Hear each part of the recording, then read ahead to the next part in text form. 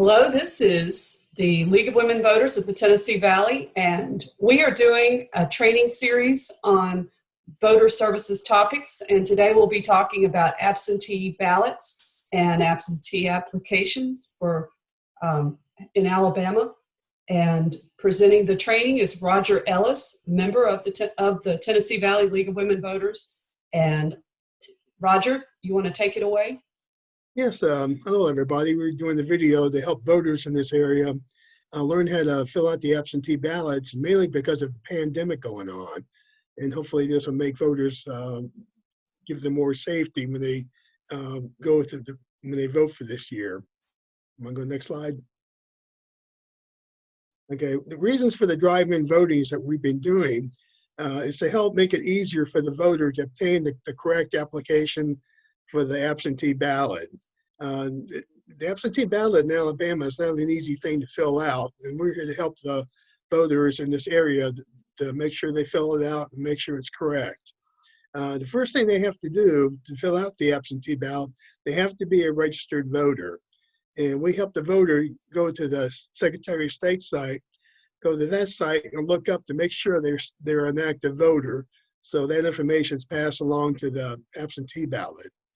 We also help the voter find their polling location. That's an important part of the absentee ballot application because of polling location. Most people don't know where the polling location is. And we also help make a copy of the voter ID. We help, they can give us a driver's license or whatever license they have that's the correct ID, and we make copies of that to be mailed with the application. We also help the voter understand voting by absentee is because of the pandemic. And our Secretary of State has announced there's a certain block you can check on the application that he'll know you're voting absentee because of the pandemic.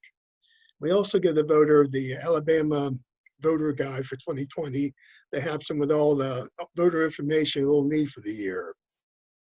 And we also help the voter when it comes to having two witnesses to sign the affidavit.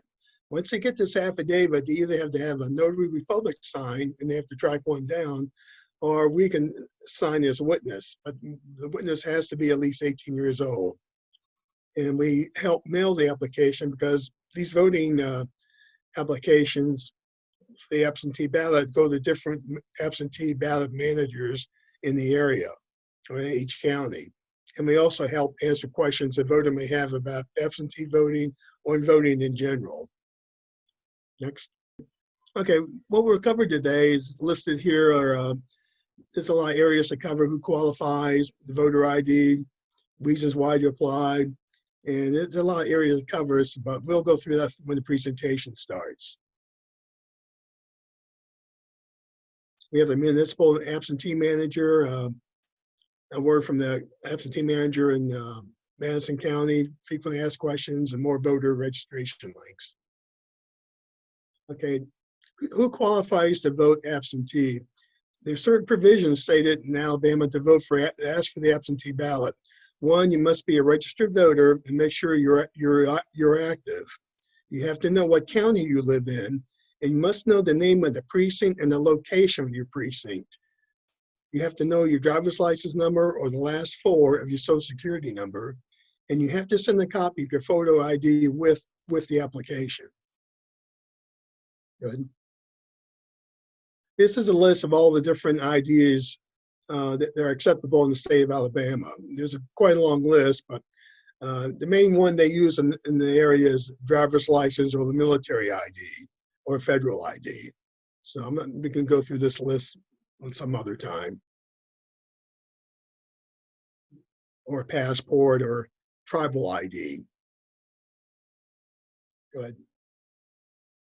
Or and like I said earlier, you have to check one box to that's been approved by the Secretary of State office. Roger, did you need me to back up? I'm sorry, I can edit. I'll edit this down when we get ready, but did I go too fast? No, it's okay. Okay, and go to the next slide or this one? Yeah, go next slide. Okay.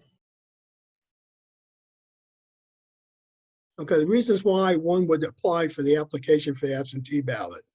Like I said earlier, the Secretary of State of Alabama has stated because of the pandemic, you can click on this or fill in one block. You are ill or have a physical disability that prevents a trip to the polling location. And that's the one they'll be looking for because of the pandemic. There's also other reasons, but that's the main one they'll be looking for. Go ahead.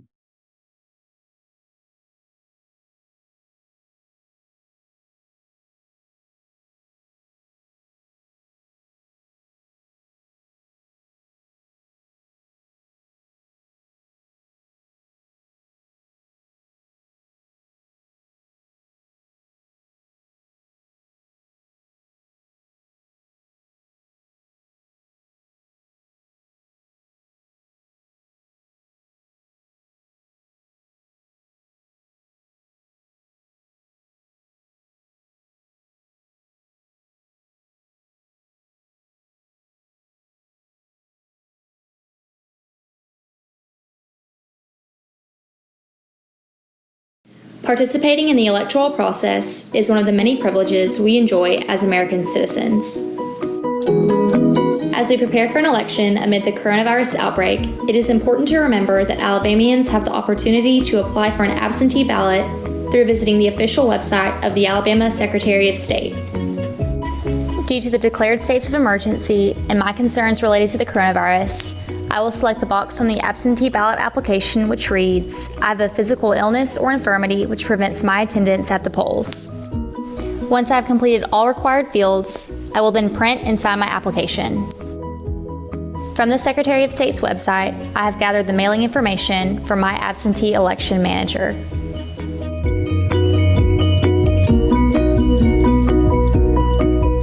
Finally, I will put my application along with a copy of my valid form of photo ID in the mail to be returned to my local absentee election manager. Upon successful application, I will receive my absentee ballot in the mail to be voted on. Once completed, I will return the ballot to my absentee election manager to be counted. You can register to vote online at alabamavotes.gov by visiting your local Board of Registrar's office or on the mobile app Vote for Alabama.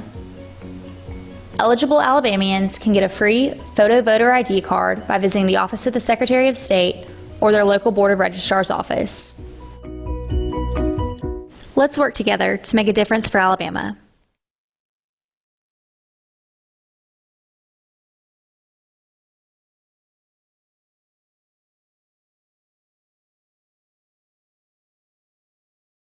That was a pretty quick run through on that video, but it's pretty important to see where she's going with that, especially when you're looking up your absentee managers. And like I said, she does click that box. It's been approved by Secretary of State John Merrill.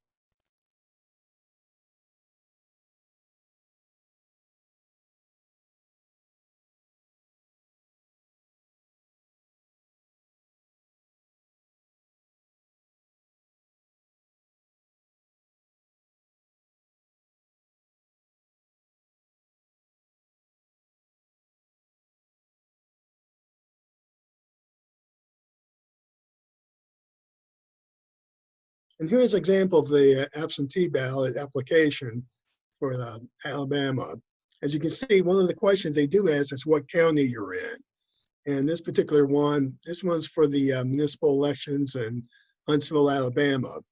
And as you can see, you need to fill out your name, your street address, and the precinct where you name and number of your precinct. That's the one we were talking about.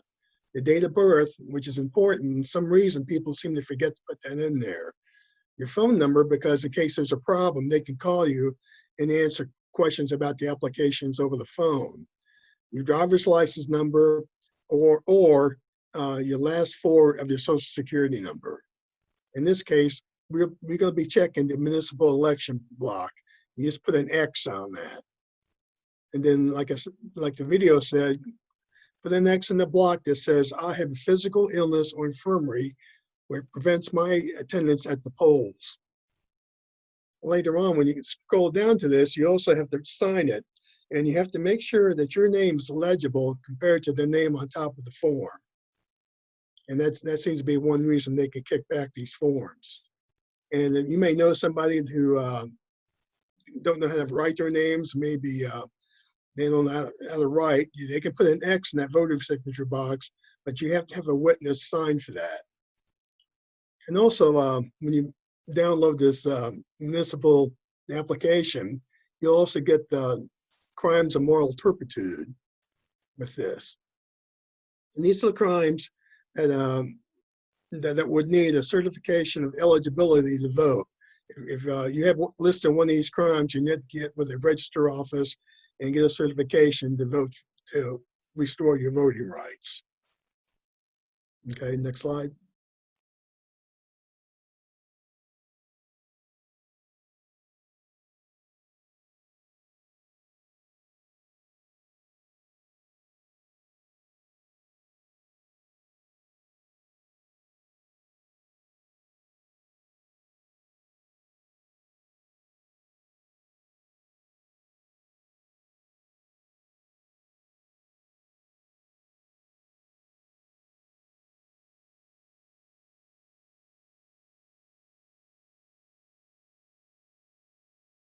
Well, this is the application for the general election. And once again, you have to fill in your county and you have to return the application to the absentee manager. And on this is the same, basically the same as the municipal election application. You have to put your name in, your street address, and the precinct where you vote, and we can help you look that up on this presentation. Your date of birth and your phone number. And once again, your driver's license number and the last four of your social security number. Now on this one, you have to mark general election. That's the election coming up on November 3rd.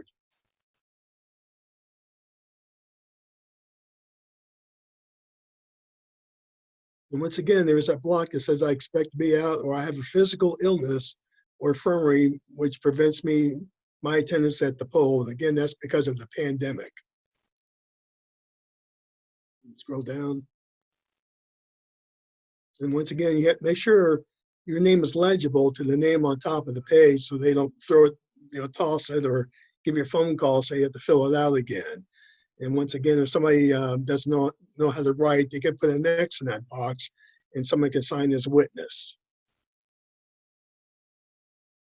Again, when you download this, you also get the list of the crimes involving moral turpitude.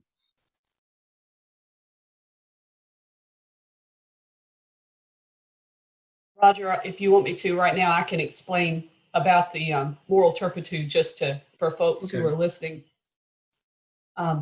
When in Alabama, it is a right you have a right to vote, except if you've been convicted of a crime of moral turpitude. And in 2017, the list of moral turpitudes was defined, and that's what's on the back of the application request. And so if someone is in prison and they are requesting an absentee ballot, and you can see that at the bottom of this form, I am currently incarcerated in prison or jail and have not been convicted of a felony involving a moral turpitude. Then you look at that list and then you're still registered. And so if you're not on that list, you can apply for an absentee ballot. If you are on that list, then we tell people that you need to complete a request for a certificate of eligibility to register to vote. And then once they get that, then they can apply to re-register to vote. And then they will get their voting rights back, and then they can apply for an absentee ballot. So that's what this means, and that's what that block on the form means. Hand it back to you, Roger. Okay, thank you.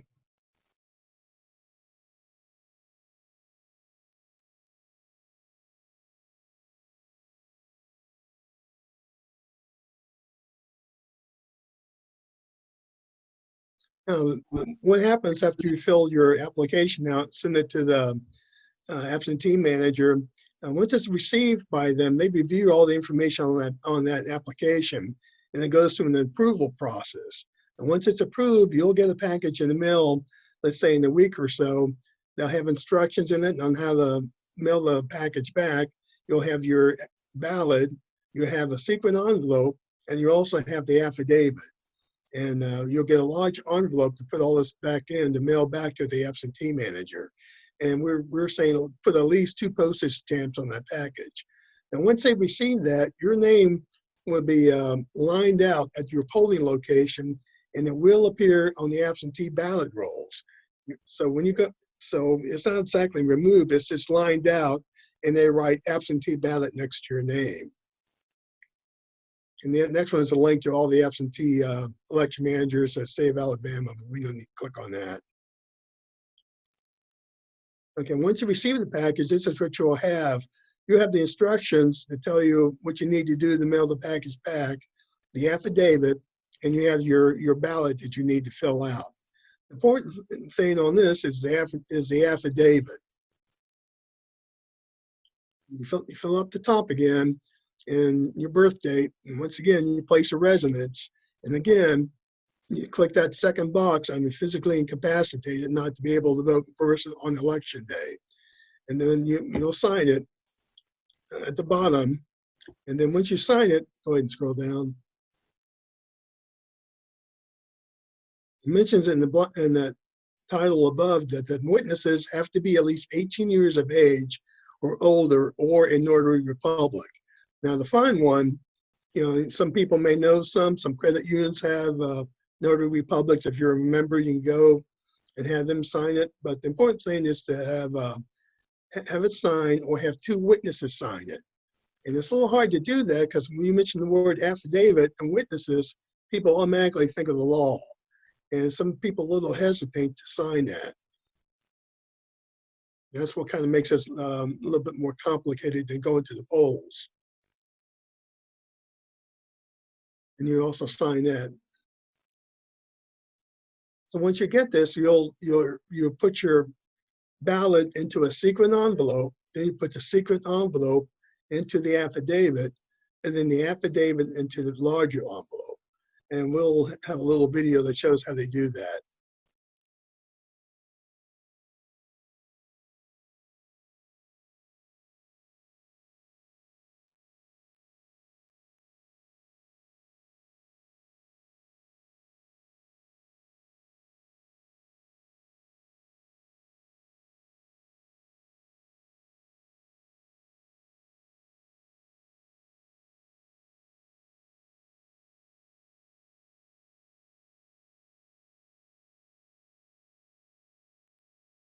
Okay, very good. Okay, so all of these items will arrive in the envelope. The first, you'll see an affidavit envelope. It's two-sided. And then we have the brown envelope. That's the return envelope that comes back to the absentee election manager. Okay. Then you'll have a ballot. You'll vote the ballot there by making a circle similar to this. When you're done with the ballot, you'll fold it in half. And then it will go into the secrecy envelope. Okay. So right in there. Also inside are some instructions to help you. Alrighty. That affidavit envelope, which one was that again? That one? This one, and it has the back side. And so on that one. And you'll put the secrecy envelope in here. Oh, okay. Like that. All right. And so what happens on election night is the poll workers, when they get the ballot, they will have this, of course, with the ballot inside of it. And they'll go through it and they'll look and make sure everything is completed correctly. Mm-hmm. And then they will open this. We'll open it, and then we will put that away, and we'll put all the secrecy envelopes over here. So all the affidavit envelopes go one way, secrecy ballots, the secrecy ballots that go another way. Oh, okay. We take all those away, and then we'll go and open these and pull all the ballots out. And run them through the tabulator? Yeah, and that way no one knows whose ballot is whose when we do that. Okay, well that's interesting. Thank you for showing us You're that. welcome. You're welcome.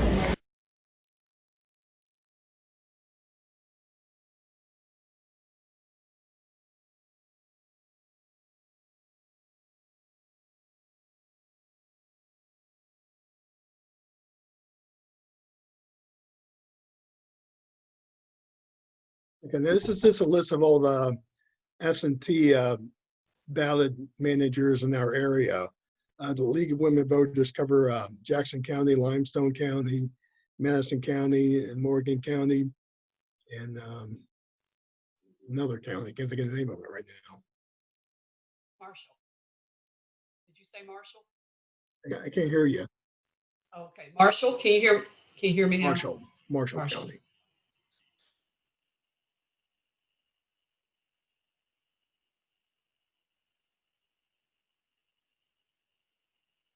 Okay, these are the dates for the upcoming municipal elections. In Alabama, they always cut you off 2 weeks before the election. So the last day to register to vote in Alabama, if you want to vote in the municipal election, is August 10th.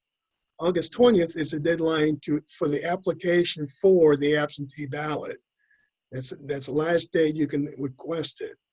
August 24th is the last day to return the regular absentee ballot to the general municipal election absentee manager. You make sure it's postmarked that day, or you have to take it downtown to the city hall here and give it to Deborah Kaiser. August 25th is election day, and that's when the polls are open from 7 a.m. to 7 p.m.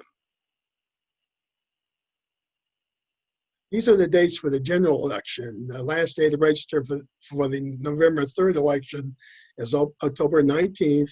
The last day to apply for the absentee application is October 29th. November 2nd is the last day to return the ballot that you receive. You have to either have it postmarked that date or, again, take it downtown to the absentee manager's office. And November 3rd is election day.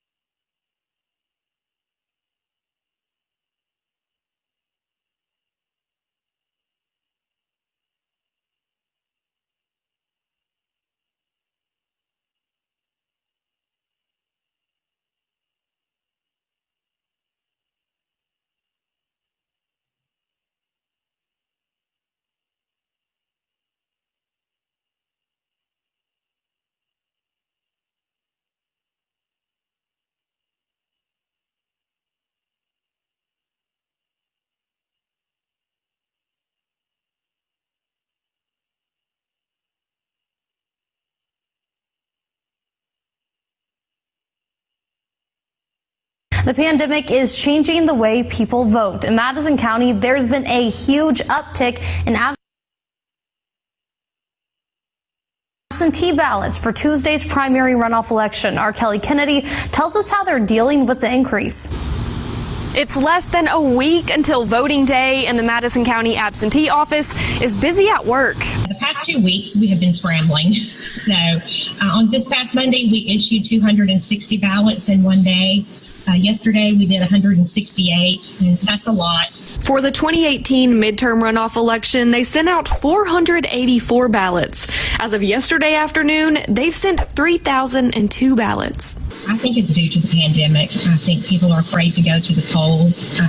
I don't blame them. Even though they've processed over 3,000 ballots for this election, they've gotten fewer than 1,400 back. That's only 44%. But the pandemic may be playing a role in why. You have to have 2 witnesses or a notary. So if you're not leaving your house, it's hard to get a notary. But I'm telling people on the phones, you know, if you're a couple, obviously one of the other person can be your witness. And then it's anybody over the age of 18 that could be a witness. So you could ask your mailman, a delivery person, your next door neighbor, your relative that might be bringing in your groceries for you. Absentee ballots must be turned in by hand on Monday. If you're sending it through the mail, it has to be in by noon on Tuesday, which is Election Day. And whether you'd rather vote absentee or go to the polls, Circuit Clerk Deborah Kaiser is encouraging everyone to vote. Lawmakers are making laws locally. Here are state representatives and like our Senate race. That's very important. Today is the last day to apply for an absentee ballot. For more information, head to rocketcitynow.com. Putting the Valley first, Kelly Kennedy, WZDX News.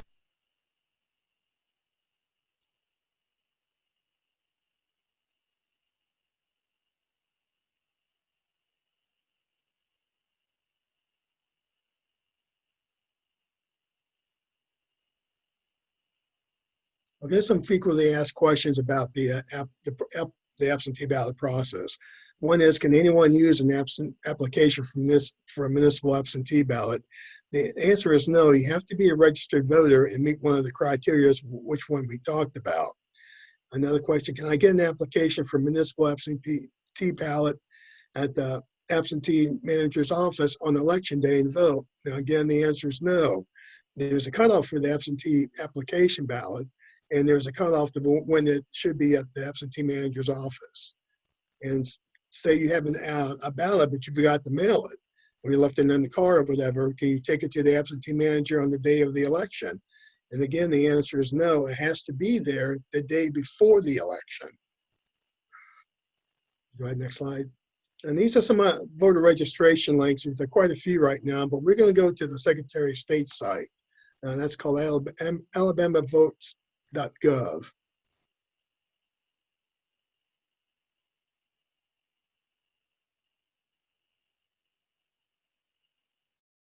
Roger, I was thinking that we don't know where this video is going to end up, so I'm not real sure that we want to give out your birth date and name and everything on this. But do you want to I'll pull it up, and then you can maybe I can go to all the links that you want me to, and then yeah, that's fine. To show them yeah. Okay, hold on. Let me get it back up here.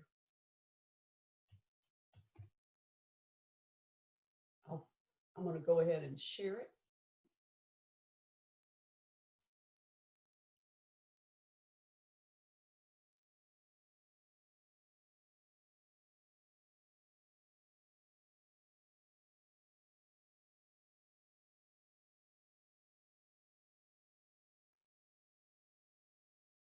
Okay, when you get to that site, this is how it launches. You see Alabama Votes, John Merrill's on the front of the website. And they also give the call toll-free number, but you can always call that number and they'll help you answer any questions you may have.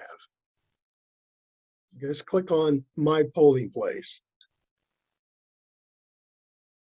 Okay, this has a few tabs on here that really help a voter find out if he's active, his polling location, and once you submit an absentee ballot, you can actually track it.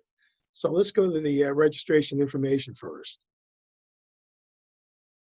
Okay, see, like, well, it's pretty self-explanatory. You put your county in, you see the asterisks, first name, last name, and your date of birth. And when you hit search, it'll launch and you'll see if you're active or not. And also shows what other information you can use for your Board of Education, commissioner, all your different districts you may live in. It's pretty informational. Let's go to polling place. And another, this one's also self-explanatory. You just put the county in, your last name, and your birth date. And when it launches, it shows you where your polling location is. And what's interesting on this, it'll say election at this site, but below it'll say default polling location. Because sometimes when these elections, like municipal elections in some other counties, they close some polling locations to consolidate because you might not get enough poll workers or whatever. So you have to make sure which one the election is going to take place and which polling location is default. Roger, I was just going to add that when you see this, if you're a registered voter, then you would be able to see you'll see all the information related to you as far as all your districts. Correct. So that is handy. And then the absentee ballot. Again, this is pretty self-explanatory. You just put the county in, but you have to select what election that ballot pertained to. It's like we have the municipal elections coming up. So it'll be the August 25th elections.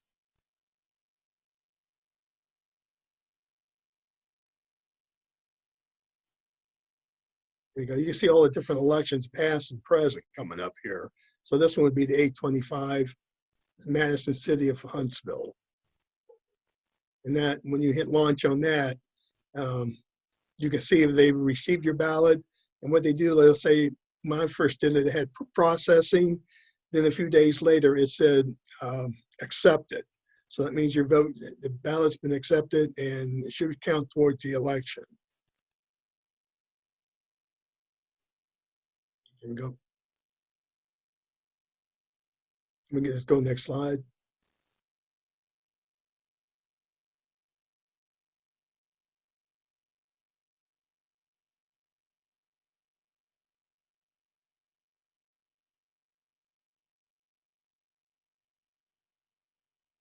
And this is the end of the presentation.